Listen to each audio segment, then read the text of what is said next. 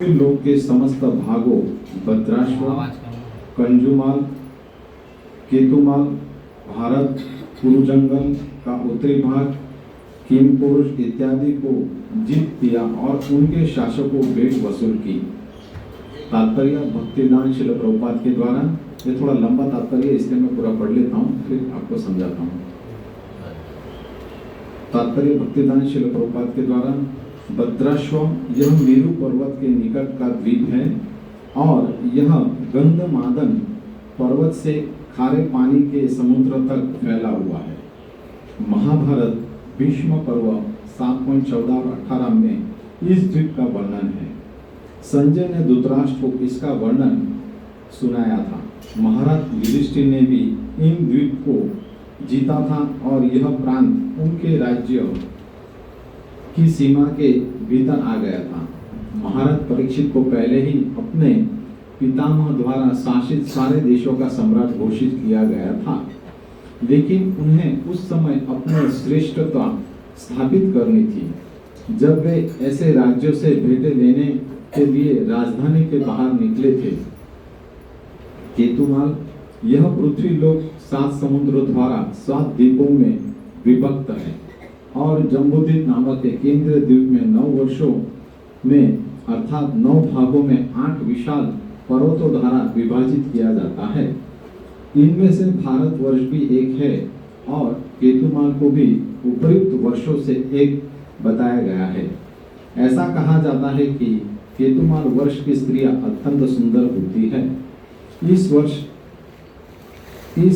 वर्ष अर्थात भूभार को अर्जुन ने भी जीता था।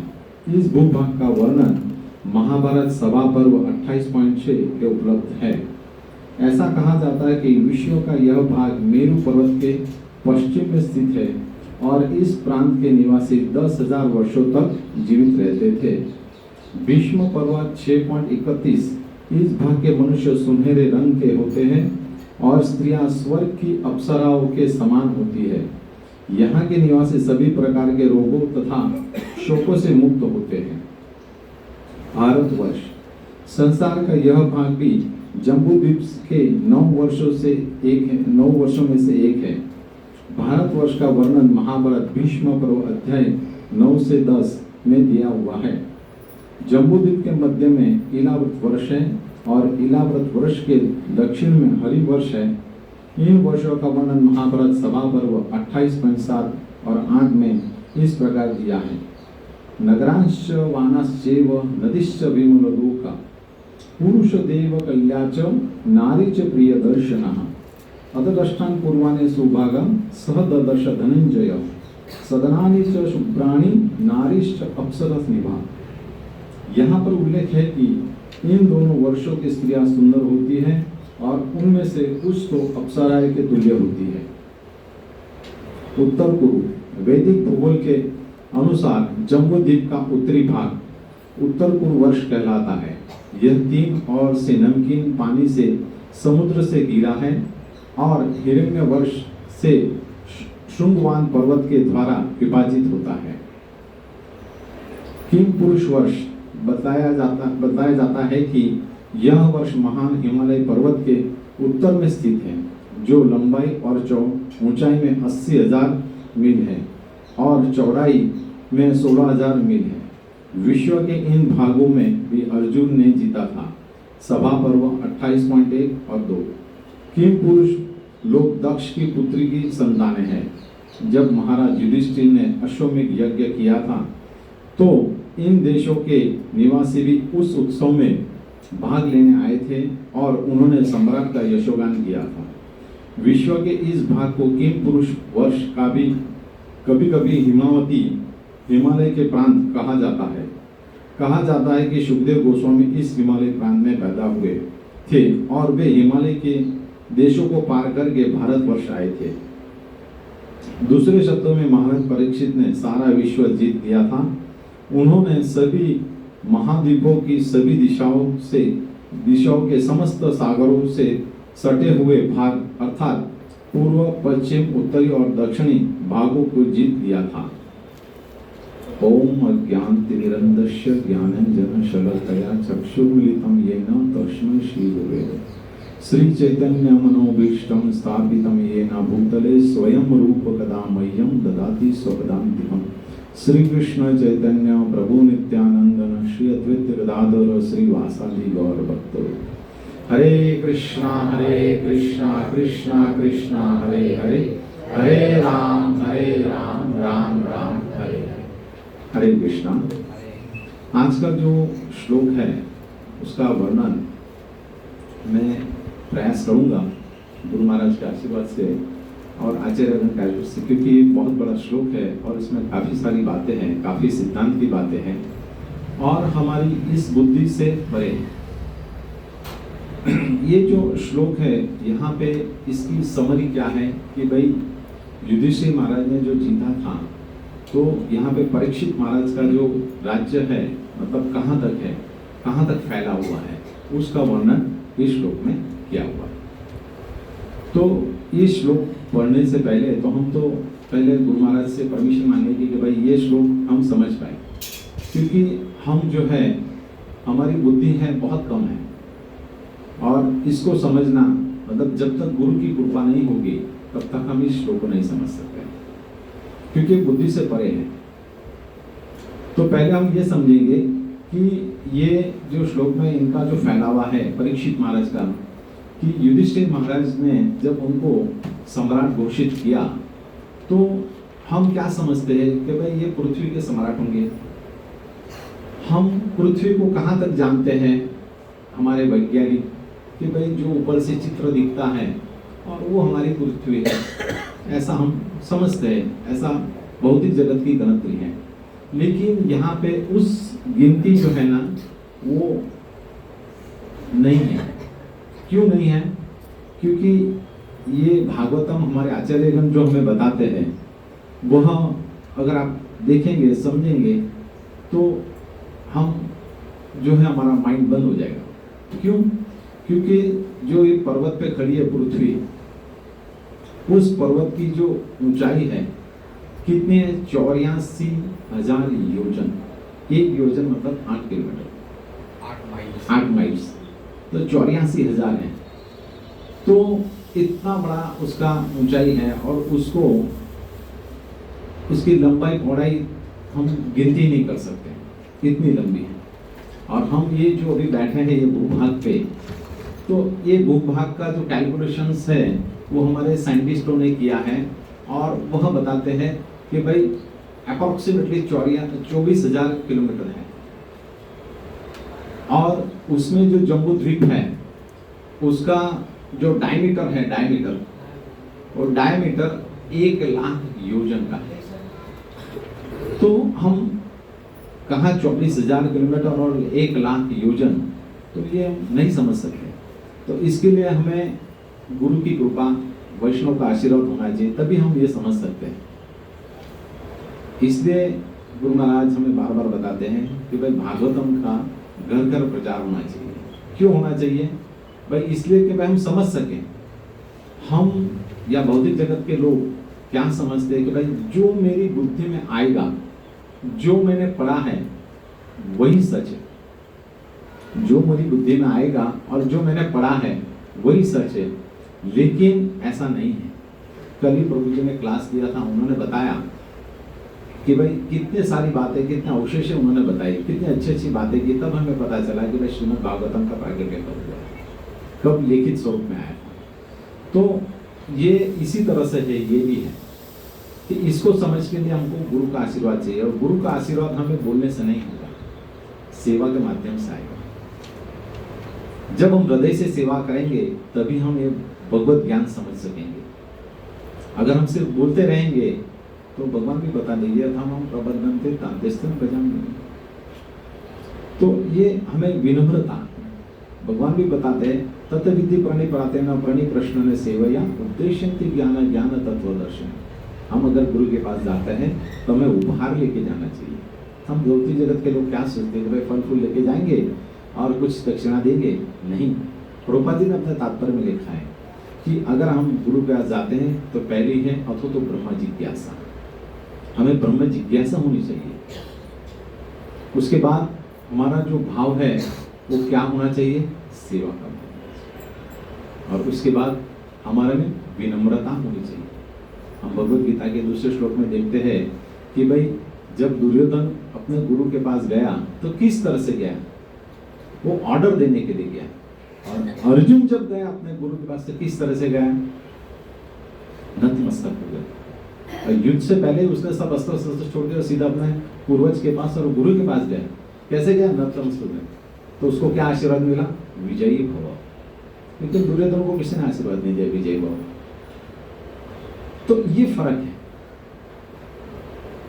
तो ये जो श्लोक है, ये श्लोक में जब तक हम गुरु को हृदय से और दिल से हम नहीं मानेंगे, सेवा नहीं करेंगे, तब तक हम भागवतम नहीं समझ सकते। और भागवतम समझने के लिए हमें गुरु की कृपा होनी चाहिए, तभी हम ये दिव्य ज्ञान समझ सकते हैं। इसलिए भौतिक जगत का जो हमारा पैरामीटर है, हम जो देखते हैं पृथ्वी कहाँ तक है, कि भाई जो हमने सैटेलाइट से देख लिया वो पृथ्वी नहीं, पृथ्वी बहुत विशाल है। यहाँ पे जो वर्णन किया है प्रभुपाद जी ने बताया है यहाँ पे कि भद्राष्ट्र, केतुमाल, भारत, चौतरान, तो किम पुरुष, ये सब जो है आप गूगल में सर्च करेंगे कुछ नहीं मिलने वाला।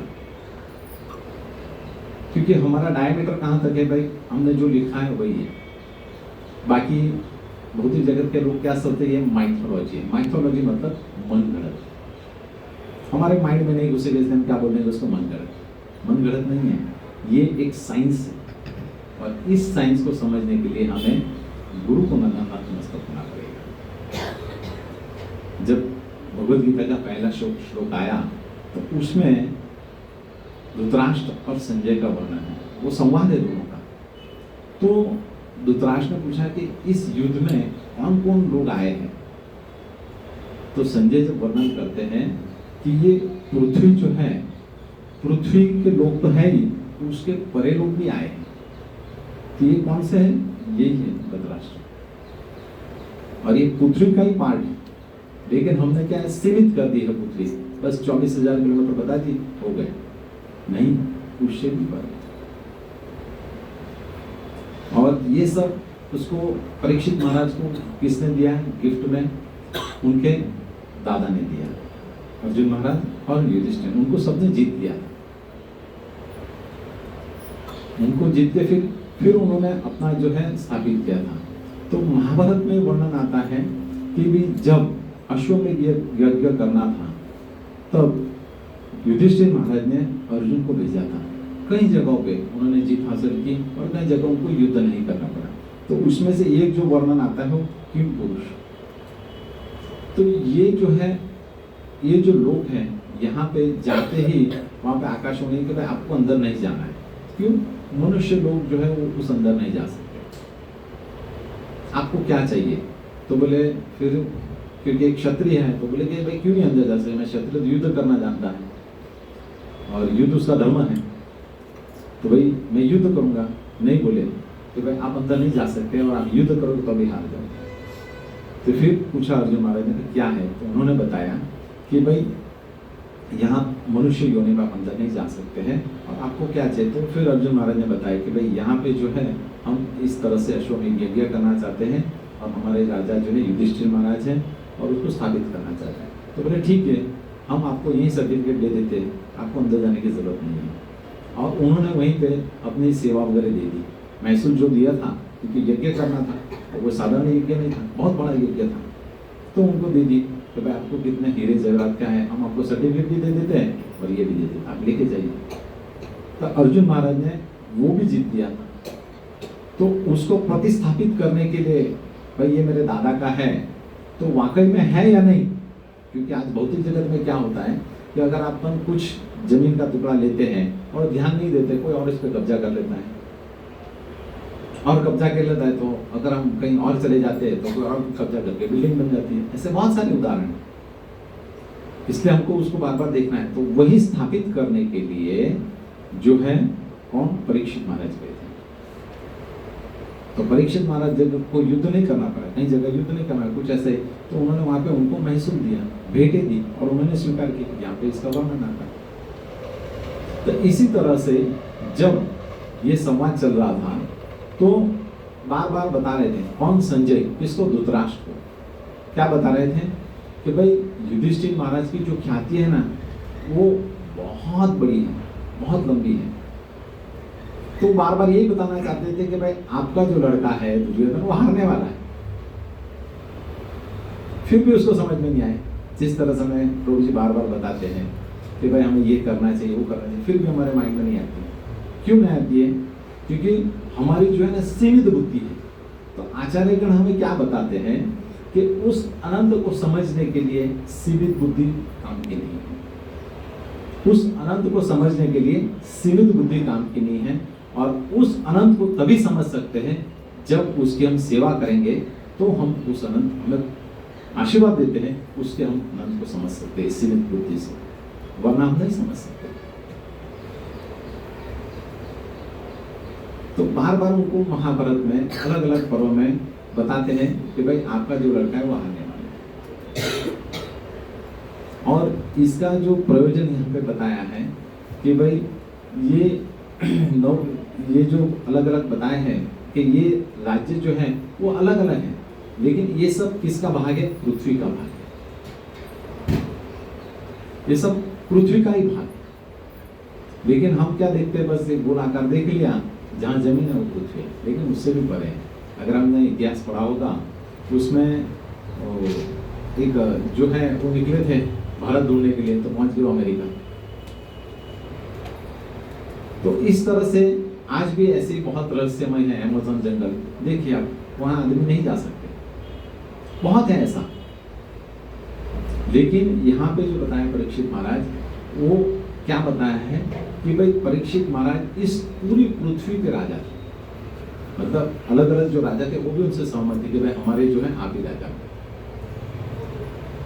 तो हम नहीं समझ सकते, क्योंकि हमको क्या बताएंगे? ग्लोबल, बस ये जो पृथ्वी ग्लोबल है, लेकिन ये ग्लोबल नहीं है, कॉस्मिक है। और इसको समझने के लिए हमको क्या आना चाहिए? भागवतम पढ़ना चाहिए, अध्ययन करना चाहिए। जब तक हम नहीं पढ़ेंगे तब तक हम इसको नहीं समझ सकते। ग्लोबल मतलब विश्व और कॉस्मिक मतलब ब्रह्मांड। तो इसको समझने के लिए हमको उस तरह से बुद्धि होनी चाहिए। तो यहाँ पे यही बताया गया कि ये लोग जो है उन्होंने जीते, और परीक्षित महाराज अपना स्थापित करना चाहते कि वाकई में इतना जो लोग हैं वो वाकई में है या नहीं, क्योंकि काफी लंबा समय हो गया था कि युधिष्ठिर महाराज ने जब राज्य किया और उसके बाद फिर कोई लड़का नहीं था, उसके बाद उनका पोता था, अभिमन्यु का लड़का था। तो काफी लंबा समय हो गया। तो प्रस्तावित करना चाहते कि वाकई में हमारी जगह है या नहीं है। तो फिर वो अलग अलग जो थे प्रदेश उसमें गए, और वहां पे उनको भी यही मिला कि भाई हाँ आपको क्या क्या चाहिए आप लेके जाइए। तो ये जो श्लोक के माध्यम से हमें क्या बताना चाहते हैं कि भाई इनका जो ये एरिया है कितना लंबा, बहुत ही लंबा। हम सिर्फ क्या समझते भाई ये जमीन जो है उतना ही हमारा पृथ्वी नहीं है, इससे भी परे। जिस तरह से ये यहाँ पे कली का प्रभाव होता है भारतवर्ष में, कली का जो प्रभाव होता है भारतवर्ष में, तो क्या होता है भाई? हम क्या सोचते हैं भाई हमें क्यों नहीं समझ में आता है? हमने तो कहीं सुना नहीं है और हमारी बुद्धि में भी नहीं है। क्यों नहीं है? क्योंकि जैसे ही कली आती है तो माया क्या करते हैं? पर्दा डाल देते हैं। और माया किस पे पर्दा डालते हैं? हमारी बुद्धि। तो हम क्या हो जाता है? क्वारंटाइन। और क्वारंटाइन हो जाते हैं तो क्या होता है? हमें आगे की क्या चीजें पता ही नहीं चलती। तो वो पता करने के लिए हमें विनम्र होना पड़ेगा, गुरु के प्रति हमें आदर्श होना पड़ेगा, तभी हम ये सब जो बुरी जो बातें हैं वो हम समझ सकेंगे, वरना हम नहीं समझ सकेंगे। कल प्रभु जी ने कितना अच्छा बताया था कि भाई चाइना में भी इस तरह से मानते हैं, इसमें भी ये लोग मानते हैं, इसमें भी ये लोग मानते हैं। सब मतलब अपने ही हैं। ये जो भागवत में वर्णन है वही है और कुछ बाहर का नहीं, सब वही है। लेकिन फिर भी क्या है कि ये सब जो छिन भिन्न हो गया है। भगवान ने बताया एवं परंपरा प्राप्तम एवं राज्य से सर्वकालीन महत्ता योग नष्ट। जो परंपरा थी वो क्या हो गई है भाई? लुप्त होती दिखती है। तो उसको वापस पुनर्जीवित करने के लिए उन्होंने वापस से स्थापित किया। तो उसी तरह से यहाँ पे जो है वो जो परीक्षित महाराज है वो कि भाई वाकई में है या नहीं है वो देखने के लिए उन्होंने देखा कि हाँ वाकई में उनको मिला, और कुछ में उन्होंने युद्ध करना पड़ा और कुछ उनको ऐसे ही मिलेगा। तो इसी तरह से ये जो ब्रह्मांड है, कोई ब्रह्मांड है, कोई ब्रह्मांड है। लोग बताते हैं कि भाई हम अगर ज़्यादा पुण्य करेंगे तो हम स्वर्ग में जाएंगे। स्वर्ग जाना इतना आसान नहीं है। कई जन्मों तक आप पुण्य करेंगे और वो पुण्य का भारा बहुत अच्छा हो जाएगा, अच्छा पैमाने में, तब जाके आप स्वर्ग पहुंचते हैं, ऐसे नहीं पहुंचते। और स्वर्ग में भी जब तक आपका पुण्य का बैलेंस है तब तक आप भोग करोगे। जैसे पुण्य का बैलेंस खत्म हो जाएगा, वहां से डिपोर्ट करके आपको उस 8 लोगों में फेंका जाएगा, और उस 8 लोगों में आपको जब फेंका जाएगा तो उस 8 लोगों में जब तक आपका पुण्य बैलेंस तब तक रहेगा। और वापस जितने भी देवी देवता हैं और जीव हैं वो भारत भूमि में आने के लिए तरसते हैं। क्यों भारत भूमि में क्यों आना चाहते हैं? सभी फ्लैट यहाँ से क्योंकि कर्म का लेखा जोखा जो है वो यही खत्म करना है। तो हम क्या सोचते हैं कि भाई जब हमको इतना भोग मिलता है तो फिर हम क्यों करें? लेकिन आचार्यगण हमें बताते हैं कि सुख के दिन पल में खत्म हो जाते हैं करोड़ों वर्ष। सुख के दिन पल में खत्म हो जाते हैं ये करोड़ों वर्ष। दुख का एक पल करोड़ों साल जैसा हमें लगता है कि सुख का पल जो है ना, करोड़ों साल भी देखेंगे तो पल में, अरे अभी तो आए थे, अभी तो खत्म भी हो गए। लेकिन दुख का एक पल भी हमें करोड़ों साल जैसा लगता है। तो उसका हमें प्रभु जी हमें कैसे समझेंगे? उदाहरण से, ये भी एक अच्छा क्वेश्चन है। भाई हम देखते हैं कि रामायण में विश्वामित्र जी कितने साल उन्होंने तपस्या की थी। तपस्या करने के बाद उनको मेनका की एक सिर्फ झंकार सुनी तो क्या हुआ, और उन्होंने उनके साथ भोग किया तो सुख कहाँ चला गया पता ही नहीं चला। तो कोई लोग बोलते हैं जब हम इतना बहुत सारा पुण्य करेंगे, अलग अलग माध्यम से हम पुण्य करेंगे और रहेंगे नहीं। स्वर्ग में भी जब तक आपका पुण्य है तब तक आपको रखेंगे, वहां से वापस आपको कुछ पुण्य शेष रह जाता है तो आपको डिपोर्ट 8 भागों में किया जाता है। और 8 भागों में भी जब आप डिपोर्ट होते हैं तो वहां पे भी जब वो जो जीव है और जो वहां पे रहते हैं वो जीव का 1 साल बाकी रहता है, तब आप डिपोर्ट उड़ के वो प्रेगनेंसी होती है और प्रेगनेंसी का जन्म होता है। और वहां पे भी पुण्य जब बैलेंस तुम्हारा नील होने लगता है तो वापस आपको डिपोर्ट करके कहाँ भारतवर्ष में फेंका जाता है। अभी जैसे 31 मार्च खत्म हुई तो क्या हुआ भाई, हिसाब किताब खत्म करो और क्या है क्या नहीं देख लो। बिजनेसमैन लोग सोचते भाई कितना प्रॉफिट है, क्या है, कैसे चलाना है, वो सोचते हैं। तो उसी तरह से ये जो हमारा कर्म का बैलेंस है उसको नील करने की जगह एक ही भारत में। तो देवता लोग जो हैं वो भारत में, और भगवान भी भारत में क्यों आना चाहते हैं? वो इसलिए नहीं आना चाहते हैं कि भगवान धर्म की स्थापना करना चाहते हैं। भगवान धर्म की स्थापना करना चाहते हैं। यहाँ पे धर्म की स्थापना करना। पृथ्वी देवी जो है वो ब्रह्मा जी के, जब बहुत सारे असुर लोग जो है, असुर भी आते हैं मनुष्य योनि में, वो बहुत पाप करते हैं, तो जब उनसे कर्म का सिद्धांत जो है वो डगमगने लगता है तो पृथ्वी माता किसके पास जाती है? ब्रह्मा जी के पास जाती है। क्यों जाती है? कि भाई ये भार मुझसे सहन नहीं होता है। तो उसको हम भौतिक जगत में कैसे समझेंगे? भाई पहले पूर्व काल में हम गांव में क्या थे, भाई पानी कैसे भरते थे? घड़े में भरते थे। तो हम 1 2 रखते थे पॉट, 3 पॉट तक रखते थे। लेकिन अभी शहर में आने के बाद सब बंद हो गए, अभी तो स्विच दबाई पानी भर। तो वो एक लेवल तक आप उसको पॉट को रख सकते हैं, उस लेवल के बाद आप नहीं रख सकते। अगर आपके ऊपर 10 पॉट रख दीजिए पानी के, नहीं रखेंगे। आप क्या बोलेंगे? प्रभु जी हम बाहर नहीं सहन कर सकते। तो उसी तरह से जो है पृथ्वी देवी जो है वो हमारे जो खराब कर्म है बहुत बढ़ जाते हैं तो पृथ्वी देवी सहन नहीं करती। ये कौन बताता है? ये संजय धृतराष्ट्र को बताते हैं। भाई आपका जो लड़का है वो युद्ध करने के लिए जा रहा है, लेकिन वो क्या करना चाहते हैं? भाई आधिपत्य स्थापित करना चाहते हैं। लेकिन इसमें ही 12वें अध्याय में क्या बताया है कि भाई युधिष्ठिर महाराज ने इस सभी लोगों में अपना आधिपत्य स्थापित कर दिया।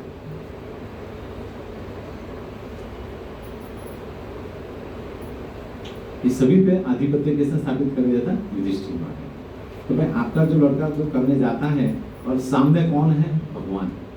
भगवान क्यों आए हैं? धर्म की स्थापना।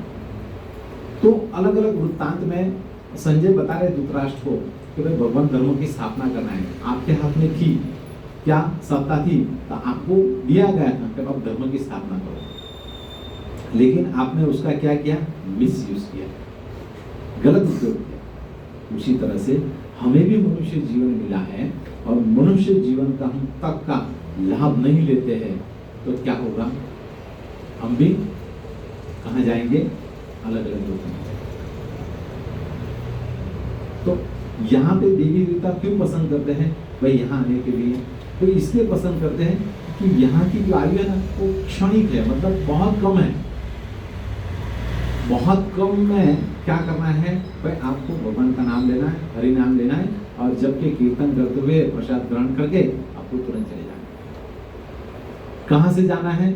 यहाँ नहीं, ये अनंत कोटि ब्रह्मांड की जो है हमारी आवन जावन, उसको ही खत्म कर देना है। अगर हम सोचेंगे कि बहुत बहुत पुण्य करेंगे स्वर्ग जाएंगे, पॉसिबल नहीं है। हमारे गुरु भाई है वो बताते हैं कि आप 100 जन्म तक पुण्य करेंगे तब जाके आपके स्वर्ग में आपका नंबर लग सकता है, वो भी कंफर्म नहीं है। नहीं है वो भी कंफर्म। तो फिर नॉर्मल की तो बात ही कहाँ करें? तो यहाँ पे यही बताना चाहते हैं कि भाई व्यक्ति जो है वह क्षणिक है। यहाँ पे जो है बहुत काल आपका कम है, इस काल में आप भगवत प्राप्ति करो, आत्मा साक्षात्कार करो। आप कर लोगे तो आपको ये जो आवन जावन है वो मिल जाएगा। इसलिए भगवान भी यहाँ पे धर्म की स्थापना करना है।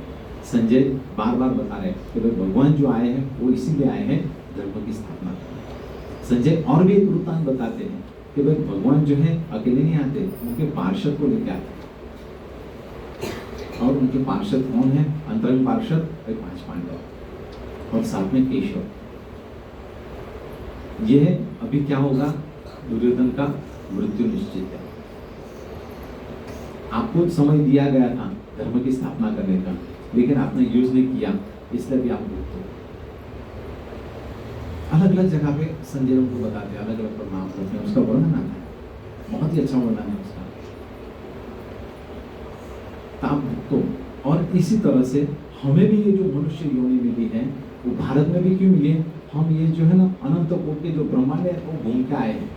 हम सब घूमने वाले हैं, हम घूम के आए हैं, अभी हमको घूमना नहीं है। जिस तरह से गांव में और ठेलारी होते हैं, ये एक राज्य से यहाँ, एक राज्य से वहाँ, एक राज्य से वहाँ, उनके बकरियाँ सब लेके जाते हैं और ठेलारी घूमते रहते हैं। उसी तरह से हम ये अनंत कोटि ब्रह्मांड में घूमते हुए आए हैं। और हमारा जब सब कुछ पुण्य का बैलेंस नील हो गया तो हमें कहाँ भेज दिया गया? पृथ्वी लोक में। और जब हमें शुद्ध भक्ति की शरण मिली तो हमें समझ में आया कि भागवतम क्या है, जीवन क्या है, मैं कौन हूँ, मैं कहाँ से आया।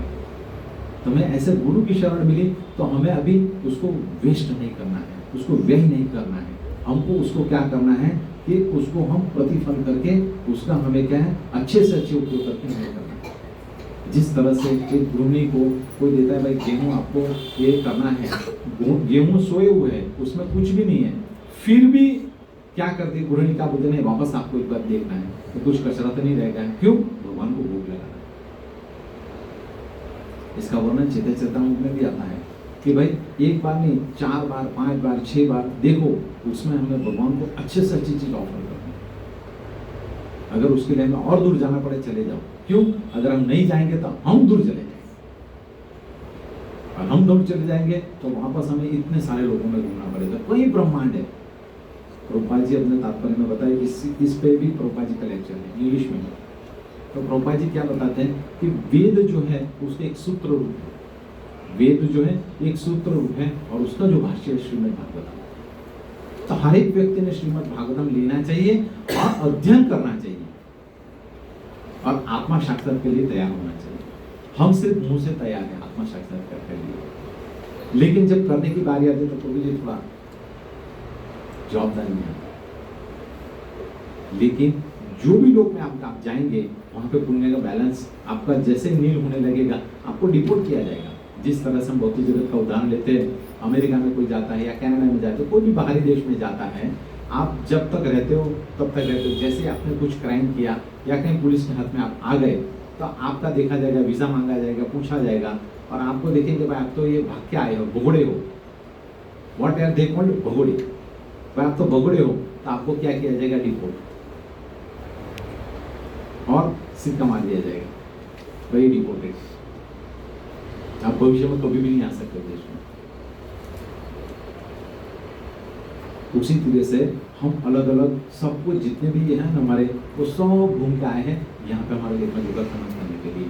तो अभी हमें सजाग होना चाहिए, सचेत होना चाहिए कि भाई अभी हमें अभी जो हमने किया वो किया, लेकिन हमें सचेत होके अभी हम इसको वेस्ट नहीं करेंगे और भगवान की सेवा में अपना जीवन और अपने आप को समर्पित करते हैं।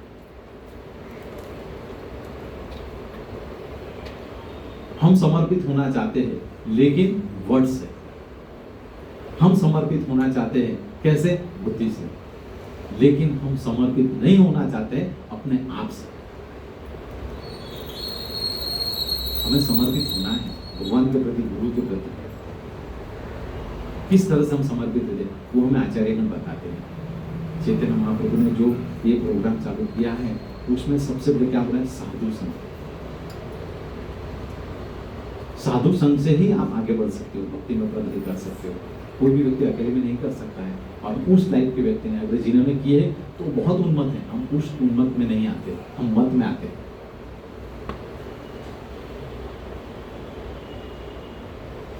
तो हमें साधु समय प्रगति करनी है और विनम्रता से करनी है। जब तक हम विनम्र नहीं होंगे या नम्र नहीं होंगे तब तक हम अध्यात्म में आगे नहीं बढ़ सकते। गुरु ने जो हमें आदेश दिया है उसका हमें परिपूर्ण से पालन करना चाहिए। ठीक है, आगे पीछे बोल सकता है, लेकिन हमें उस शब्द को पकड़ के रखना चाहिए। भाई हमें अगर डिस्ट्रीब्यूशन करना है तो करना है। माध्यम अलग अलग हो सकता है, लेकिन करना है। माध्यम कोई भी हो चलेगा।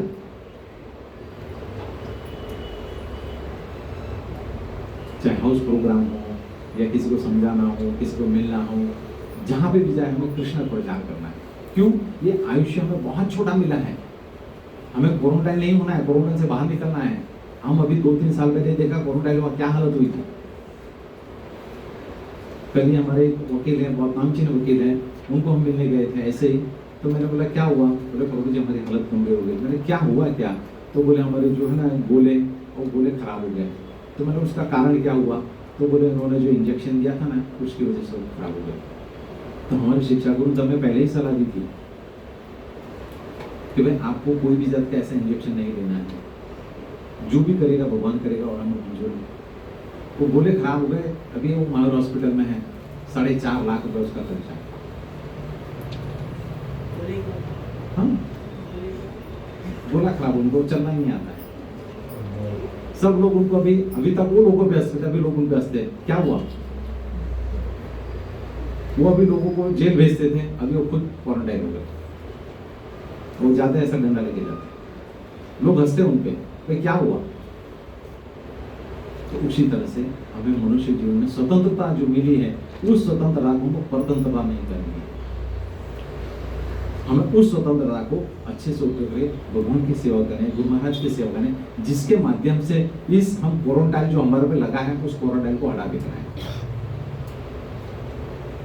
हमको वापस क्वारंटाइन नहीं रहना है, हमको उसको हटा फेंकना है। क्यों? जैसे कली आती है ना माया उसके साथ आती है, और माया आती है तो पर्दा डाल देती है। वो हमारे पे भी डालती है और हमारी बुद्धि पे भी डाल देती है। तो कहने का तात्पर्य यही है श्लोक के माध्यम से कि हमारा जो है बुद्धि बहुत सीमित है और उस बुद्धि को हम अनंत को नहीं समझ सकते जब तक अनंत की कृपा ना हो।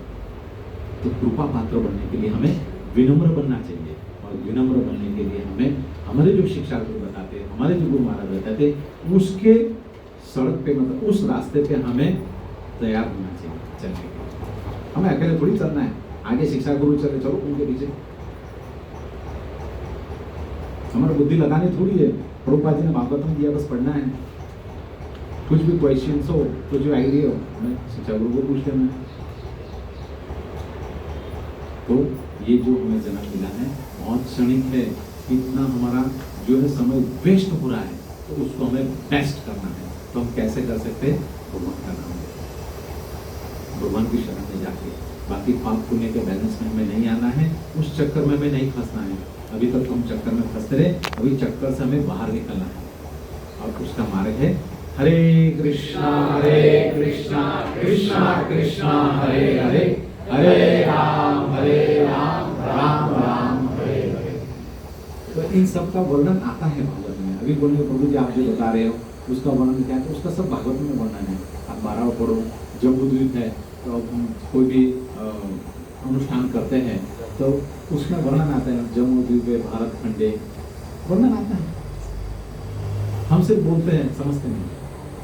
वो पंडित का काम है बोलता रहे, नहीं, हमें ये सब समझना है। और जम्बूद्वीप का जो डायमीटर है 1 लाख योजन का है, तो सोचो कितना बड़ा है। आज के साइंस तो मानेगा नहीं उसको, और उसके कल प्रभु जी सब वो बायोग्राफी बना रहे हैं, और उसका ही ये हमारे पास आया है।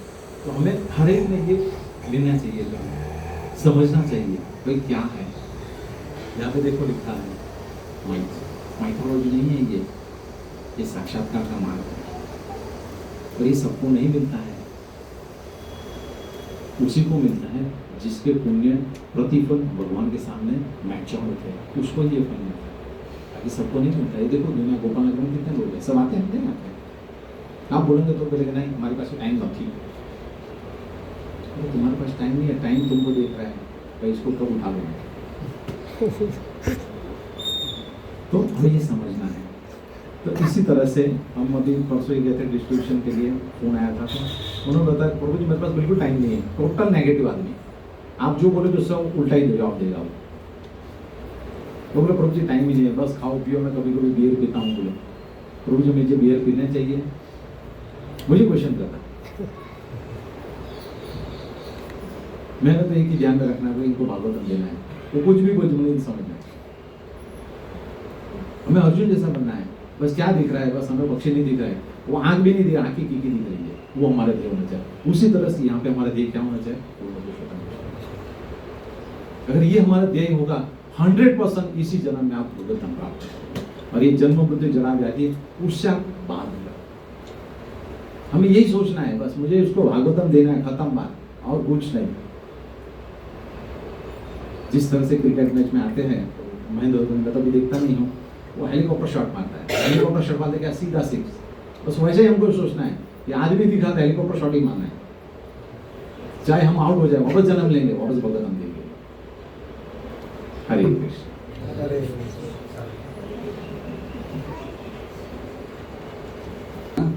तो हम लोग कौन से मंडल में हैं? 14 मंडल में। हम लोग भूमंडल में हैं, है ना। हमारे ऊपर होते हैं भूलोक, भू भूवर, स्वर्ग, फिर स्वर्ग के बाद होता है महर, महरलोक के बाद जनलोक, जनलोक के बाद तपलोक, तपलोक के बाद सत्यलोक, है ना। और क्या कहते हैं, और जैसे हमारा जो भूमंडल है उसके नीचे भी तल क्या है, अतल, वितल, सुतल, तलातल, महातल, रसातल, पताल। तो ये क्या है, ये सब लोक हैं, प्लेनेटरी सिस्टम्स हैं। सिस्टम्स मतलब जैसे मान लीजिए कि पूरा ट्रैक्ट ऑफ लैंड है जिसमें अलग अलग लोक और हैं। ये ऐसा नहीं कि इस ब्रह्मांड में 14 लोक, ऐसा नहीं है, ये 14 भुवन हैं। भुवन मतलब समझ रहे हैं, एक भुवन में भी और अलग अलग लोक होते हैं।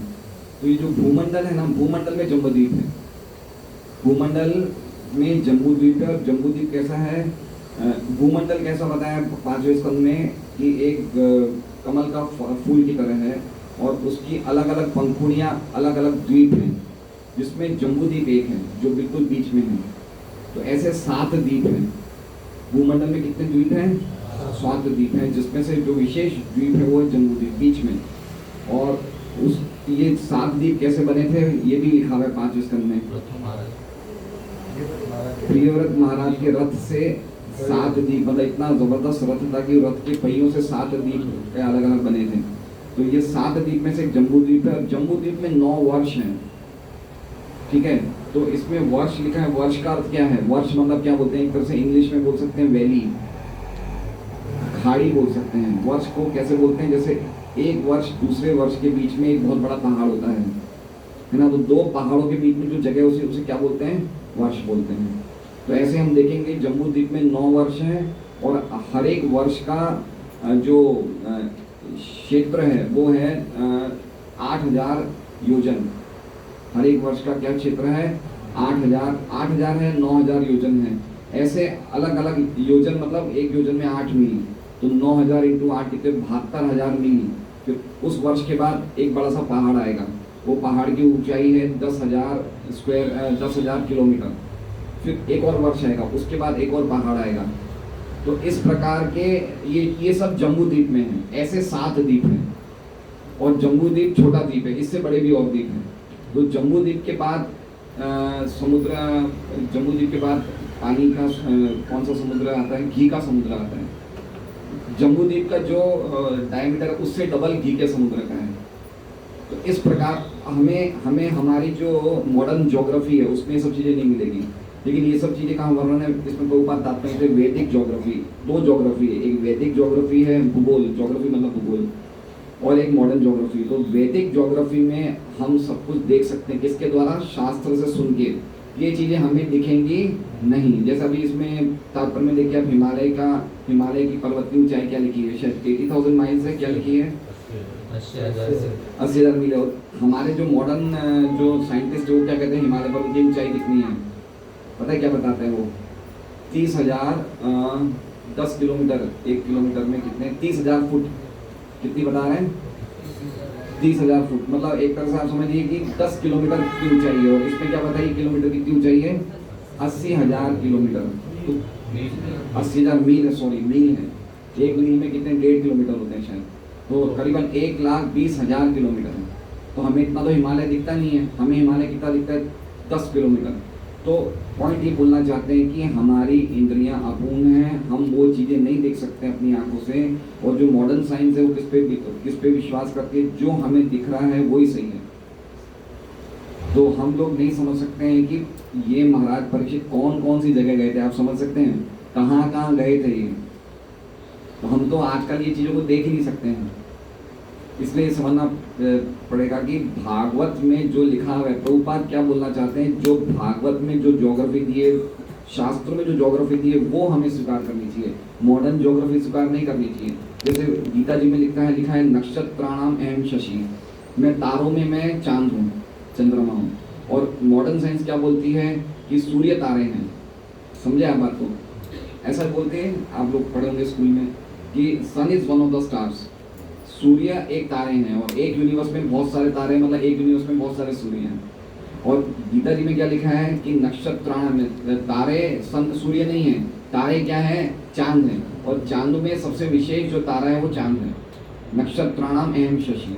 और बहुत सारे तारे हो सकते हैं लेकिन सूर्य एक ही है हर एक ब्रह्मांड में। लेकिन हमारे मॉडर्न साइंस बता रही है कि सूर्य बहुत सारे हैं। ठीक है, फिर एक दूसरा है, जैसे गीता जी में लिखा हुआ है दामाविश्य भूतानी धारे में मुझसे पुष्णामी चौषधि सर्वा, कि मैं ये क्या कहते हैं सोमदेव के रूप में सभी औषधियों को, सभी सब्जियों को रस देता हूँ।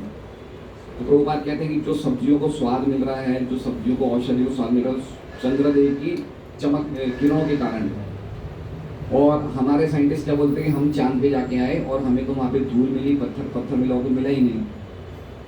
तो समझ रहे हैं कितनी चीज़ें हैं। और एक और प्रभुपाद उदाहरण बताते हैं कि ज़्यादातर लोग बोलते हैं कि सन के पहले मून आता है, लेकिन भागवत के अनुसार हमारी जो अर्थ प्लैनेट है उसके बाद सूर्य आता है, सूर्य पास में, सूर्य से और आगे दूर चंद्र है।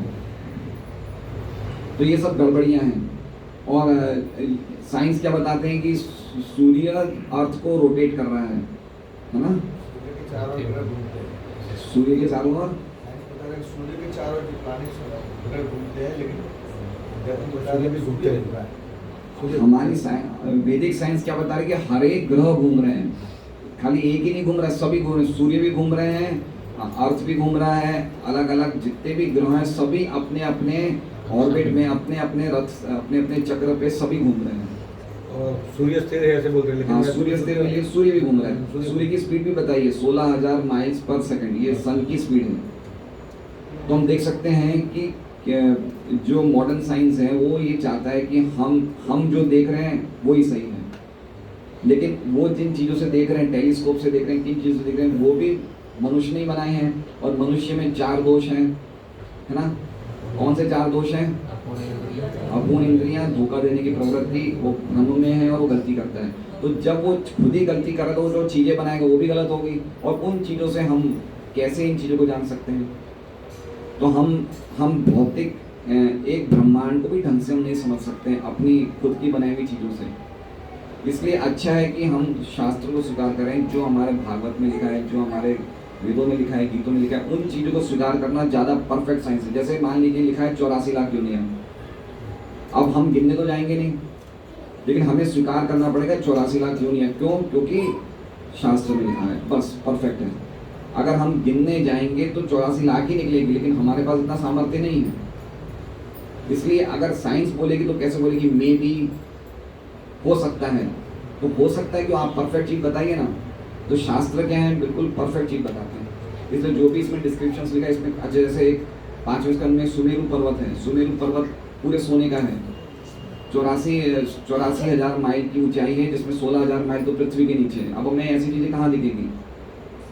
नहीं दिखेगी। तो हमारी आंखें नहीं उन्हें देखने की। और इसमें जो वर्णन है तात्पर्य में, इसमें कई जगह लिखा है कि लोगों की उम्र 10,000 साल हुआ करती थी, और लेडीज बहुत सुंदर हुआ करती थी, और पुरुषों के कलर गोल्डन हुआ करते थे। लिखा है तात्पर्य में, सुना हमने। तो ये कौन सी जगह की बात है बताइए? ये कहाँ का लोक है? ये स्वर्गलोक है। इसमें लिखा है कि वो व्यक्ति बीमारी को भी नहीं प्राप्त होता है, बुढ़ापे को भी प्राप्त नहीं होता है। तो कौन से लोगों की बात हो रही है? स्वर्गलोक में होता है ना ये सब चीजें। तो ये कौन सा लोक है? ये भी देखना चाहिए कि 3 स्वर्ग हैं। एक बीज स्वर्ग है जो पृथ्वी के नीचे, उसे क्या बोलते हैं? बीज स्वर्ग। एक होता है दिव्य स्वर्ग जो ऊपर है, जहाँ पे इंद्र आदि देवता रहते हैं। और एक होता है भौम स्वर्ग। तो जो ये वर्णन है, कौन से स्वर्ग का वर्णन है? भौम स्वर्ग। एक स्वर्ग यहाँ भी है, ये जम्बू द्वीप में भी एक स्वर्ग है, केतुमान वर्ष में स्वर्ग है, जहाँ 10-10 हज़ार लोग रहते हैं। उनकी उम्र इतनी है, उनकी शक्तियाँ इतनी होती है, उनकी लेडीज बहुत सुंदर होती है, उनके शरीर में से पसीने की बदबू नहीं आती। लेकिन ये वो स्वर्ग नहीं। ये कौन सा स्वर्ग है? भौम स्वर्ग है। तो परीक्षित महाराज वहाँ तक चले गए थे। देखिए, आप समझ सकते हैं उन व्यक्ति की क्या शक्ति है। भौम स्वर्ग तक चले गए थे, है ना? तो पूरा ये जो भूमंड पृथ्वी लोक था, वो पूरा यहाँ तक फैला हुआ था, पूरा जम्बू द्वीप तक फैला हुआ था। और पूरे जम्बू द्वीप के अलग अलग वर्षों का नाम है। जैसे में किम पुरुष वर्ष है, फिर ये उत्तर कुरु वर्ष है, केतुमाल वर्ष है। ये सब 9 वर्ष हैं, जिसमें भारत भी एक है। जम्बू द्वीप में कितने वर्ष हैं? 9, जिसमें इलाव्रत वर्ष, भारत वर्ष, हिरण्यमय वर्ष, किम पुरुष और उत्तर कुरु, केतुमाल, ऐसे टोटल 9 हैं। तो इसमें अलग अलग वर्षों में गए परीक्षित महाराज। सभी वर्षों में नहीं गए, अलग अलग वर्षों में गए। और वहाँ के वर्षों की ये पूरा 5वें स्कंद में तो बहुत वंडरफुली समझाया। 5वां स्कंद समझना भी बहुत मुश्किल है। एटलीस्ट ये जो जम्बू द्वीप का वर्णन है, ये गोकुल चंद्र प्रभु ने एक वो बनाई है CD समझाने के लिए। ये क्या कहते हैं, ये गोलोक चार्ट से भी उन्होंने एक बार समझाया था, बहुत सालों पहले मंदिर में आए थे। लेकिन हमें समझना बहुत मुश्किल है जम्बू द्वीप, क्योंकि हमारे, जैसा प्रभु जी ने बताया, हमारी बुद्धि के परे ये सब चीज़ हम नहीं समझ सकते हैं। लेकिन फिर भी हम जहाँ तक पढ़े उतना तो हम समझ लें, तो वही बहुत बड़ी बात है। हरे कृष्ण। आज का प्रसाद शौर्य की तरफ से, भाई आपके तो पुत्र है तो आपका नाम बोलेंगे तो कोई गलत थोड़ी है। तो शौर्य और इनके माता पिता जानू तनया माता जी और महापुत्र बापू की तरफ से आपका प्रसाद है। हरे कृष्णा कृष्णा कृष्णा हरे हरे, हरे राम राम राम हरे। हम सोच रहे रविवार को रामनवमी है, तो कुछ रामनवमी रखें, भगवान की कथा रखें, कुछ भजन कीर्तन रखें, और उसके बाद प्रीति भोज प्रसाद हो इसमें है। हाँ, इसलिए तो मैं कह रहा हूँ रविवार है, इसलिए अच्छा है। तो उपवास है, उपवास दोपहर तक है, उसके बाद तो अन्न प्रसाद ले सकते हैं। अन्न प्रसाद ले सकते हैं ना। महाराज इसमें कुछ थोड़ा सा है, कोई पूरा भी तो शाम तक